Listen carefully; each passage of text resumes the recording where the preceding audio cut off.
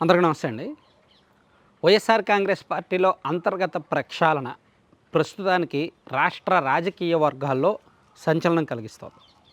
Party తీసుకుంటున్న నిర్ణయాలు, party ప్రకటిస్తున్న అభ్యర్థులు, ఆల్రెడీ మొదటి విడత 11 నియోజకవర్గాల్లో మార్పులు చేయడం, రెండో విడత కూడా రేపో ఎల్లుండో రిలీజ్ చేస్తారని వార్తలు రావడంతో రాష్ట్రంలో రాజకీయ వర్గాల్లోనూ ముఖ్యంగా వైసీపీలో మాత్రం అంతర్గతంగా చాలా చర్చ జరుగుతోంది.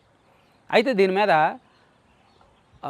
పార్టీ అభ్యర్థుల ఎంపికలో తప్పులు జరిగాయి. చాలా చోట్ల అసలు ముఖ పరిచయం కూడా లేని, పేర్లు కూడా తెలియని, అడ్రస్ కూడా తెలియని వాళ్లకు నియోజకవర్గాల ఇన్ఛార్జీలుగా టికెట్లు ఇస్తున్నట్టు అనౌన్స్ చేశారు. సో దానివలన పార్టీ స్ట్రక్చర్, పార్టీ క్యాడర్ చేయడానికి పనిచేయడానికి సిద్ధంగా లేరు అనేది క్షేత్రస్థాయిలో తిరిగే నాయకులకు తెలుసు. ఆ నియోజకవర్గ పరిస్థితుల మీద, ఆ జిల్లా రాజకీయ పరిస్థితుల మీద అవగాహన ఉన్న వాళ్ళకి తెలుసు జరిగే రాజకీయ మార్పులు పార్టీకి నష్టం చేస్తాయి అని. కానీ సీఎంఓలో కుర్చీలో కూర్చొని లాబింగ్లు చేసే వాళ్ళకి, క్వార్టరీలు నడిపే వాళ్ళకి తెలియదు. నేను అనుకున్నా తెలుగుదేశం పార్టీలో క్వార్టరీ వ్యవస్థ ఉంది, వైసీపీలో క్వార్టరీ లేదు అనుకున్నా. కానీ ఈ సీట్ల ఎంపిక ద్వారా నాకు తెలిసిన స్పష్టమైన నాకు వచ్చిన అవగాహన ఏంటంటే వైసీపీలో కూడా క్వార్టరీ వ్యవస్థ చాలా చురుగ్గా ఉంది, చాలా యాక్టివ్గా ఉంది. తెలుగుదేశం పార్టీని, చంద్రబాబు గారిని క్వార్టరీ వ్యవస్థే ముంచితే వైసీపీని కూడా క్వార్టరీ వ్యవస్థే ముంచుతుంది. దీనిలో ఎటువంటి మొహమాటం అవసరం లేదు ఇలా చెప్పడానికి. సీట్ల ఎంపిక పేర్లు చూస్తే అదే తెలుస్తుంది. సరే, ఇంత చెప్పిన తర్వాత ముఖ్యంగా ఈ జాబితాలో కొన్ని పేర్లు చూసిన తర్వాత విజయసాయిరెడ్డి గారు లాంటి వాళ్ళకి, అలాగే బాలినేని శ్రీనివాసరెడ్డి గారు లాంటి వాళ్ళకి కాస్త కోపం ఆగల. విజయసాయిరెడ్డి గారు అంటే బయటకు మాట్లాడలేరు, ఏమనున్నా సీఎం గారి దగ్గర తేల్చుకుంటారు, ఇదిగో ఈ సీటు ఇతనికి ఇవ్వడం కరెక్ట్ కాదు, సో అండ్ సో అని. బాలినేని గారికి కాస్త హర్ట్ అయ్యారంట.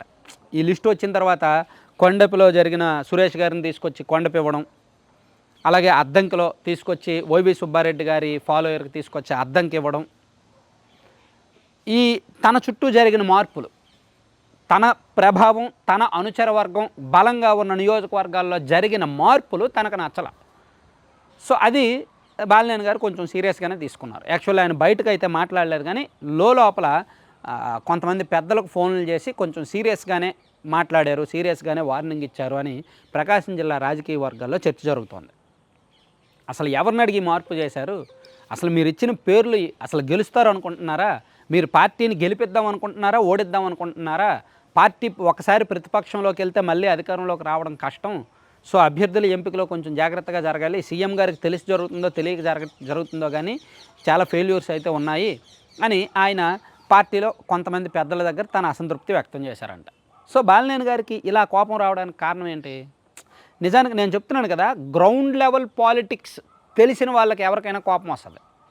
ఒక నియోజకవర్గానికి ఎవరో వేరే నియోజకవర్గానికి సంబంధించిన నాయకుడిని తీసుకొచ్చి ఇతను మీ అభ్యర్థి, మీరు పనిచేయండి అంటే ఎవరు పనిచేస్తారు, ఎందుకు పనిచేస్తారు?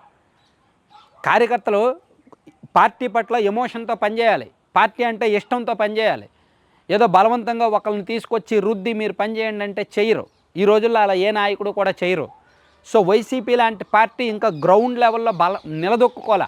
కాంగ్రెస్ పార్టీ కూలిపోవడం వలన, కాంగ్రెస్ పార్టీ అనేది చచ్చిపోవడం వలన ఆ బలమే వైసీపీకి బలంగా మారింది. సో జగన్మోహన్ రెడ్డి గారంటే ఒక ఎమోషన్, జగన్మోహన్ రెడ్డి గారంటే ఒక కనెక్షన్. సో అటువంటిది 2019తో పోయింది. ఇప్పుడు అంతే ఎమోషన్, అదే కనెక్షన్ ఉండాలి అంటే ప్రజలతో కనెక్షన్ ఉండి, కార్యకర్తలతో కనెక్షన్ ఉన్న నాయకుల్ని ఎంపిక చేయాలి. అలా కాకుండా ఎవరినో ఒకరిని తీసుకొచ్చి ఇతను మీ అభ్యర్థి, మీరు పనిచేయండి అంటే చేయరు, చేయడానికి సిద్ధంగా లేరు. కాబట్టి వైసీపీలో జరిగిన మొదటి దశ మార్పులు ఫెయిల్యూరే. మేబీ రెండో దశల్లో అయినా అందరికీ తెలిసిన వాళ్ళని, ఆ నియోజకవర్గ కార్యకర్తల అభిప్రాయం మేరకు, స్థానికంగా ఉన్న నాయకుల అభిప్రాయం మేరకు ప్రకటిస్తారని ఆశిద్దాం. ఎందుకంటే ఏదైనా పార్టీ తప్పులు చేస్తున్నప్పుడు, లేదా పార్టీలో అంతర్గతంగా సమస్య వచ్చినప్పుడు నాలాంటి ఎనలైజర్స్, జర్నలిస్టులు, విశ్లేషకులు చెప్తారు. దీన్ని నెగిటివ్గా తీసుకున్న వాళ్ళు నెగిటివ్గా తీసుకోవచ్చు, పాజిటివ్గా తీసుకున్న వాళ్ళు పాజిటివ్గా తీసుకోవచ్చు. కానీ ఒక్కటి మాత్రం నిజం, మొన్న జరిగిన 11 మంది మార్పుల్లో ఒక 4-5 చోట్ల పర్వాలేదు, కానీ మిగిలిన అన్ని చోట్ల కూడా ఎవరికి నచ్చట్ల. ఆ నియోజకవర్గంలో ఉన్న పార్టీ 100 మందిలో 90 మందికి పేరు నచ్చట్ల. కాకపోతే బయటకు మాట్లాడలేరు.